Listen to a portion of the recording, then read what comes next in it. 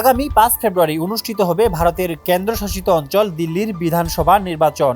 আর আসন্ন এই নির্বাচনকে ঘিরে সরগরম হয়ে উঠেছে দিল্লির রাজনীতি। এমন অবস্থায় নির্বাচনে বিজেপি জিতলে ২ বছরের মধ্যে দিল্লিকে বাংলাদেশি মুক্ত করার ঘোষণা দিয়েছেন দেশটির কেন্দ্রীয় স্বরাষ্ট্রমন্ত্রী অমিত শাহ।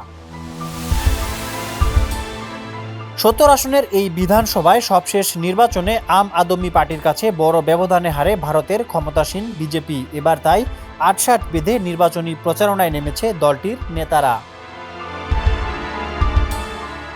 এক প্রতিবেদনে বলা হয়েছে, বিধানসভা ভোটের আগে রীতিমতো উত্তপ্ত দিল্লির রাজনীতি। ইতিমধ্যেই বিজেপি দিল্লির বিধানসভা নির্বাচনকে ঘিরে অভিযোগ করেছে, অবৈধ বাংলাদেশীয় রোহিঙ্গাদের ভোটের ভিত্তিতে এতদিন নির্বাচনে জিতেছে অরবিন্দ কেজরিওয়ালের আম আদমি পার্টি।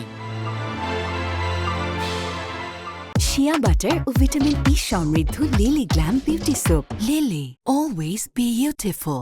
ভারতের প্রজাতন্ত্র দিবস থাকলেও অমিত শাহ নির্বাচনের প্রচার বাদ দেননি বলে জানিয়েছেন ভারতীয় সংবাদ মাধ্যম। ভোটের প্রচারে অংশ নিয়ে কেন্দ্রীয় স্বরাষ্ট্রমন্ত্রী অমিত শাহ রাজ্যটির ক্ষমতাসীন দল আম আদমি পার্টিকে অবৈধ আমদানিওয়ালা পার্টি হিসেবে করেছেন বর্ণনা।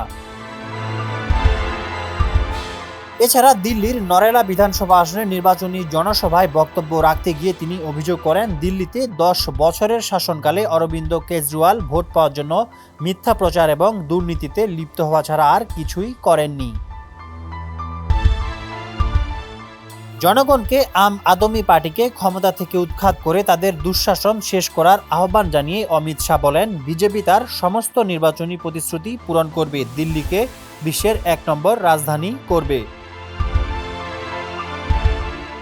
ডেস্ক রিপোর্ট, সমকাল।